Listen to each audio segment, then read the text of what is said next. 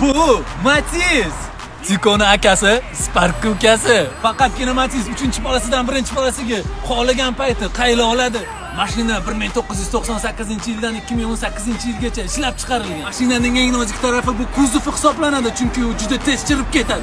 Ballonlari 13 diametr. Mashina dizayni Italiyada chizilgan bo'lib, Fiat kompaniyasi uchun yaratilgan, lekin Fiatga yoqmagan. Keyin nima bo'lganini o'zingizlar bilasizlar. Bagajnikning sig'imi 155 litr. Mashina 1 tonna-yu 210 kilogramm chiqadi. Mashinaning saloni 4 kishi uchun mo'ljallangan, lekin faqat bizda 6 kishigacha sig'dirishadi. Mashinada motor qiziganini bilish mumkin, lekin taxometr umuman yo'q. Mashinaning eng qiziq tomonidan yana bittasi, yon oynalar bittasi mana bunday, bittasi esa pultda boshqariladi. Eng qiziq tarafi mana shu podstakanchiklar bo'ladi, chunki unga na kola, na Red Bull, na Flash hech nima sig'maydi. Mana bundan tashqari, prikolno-da.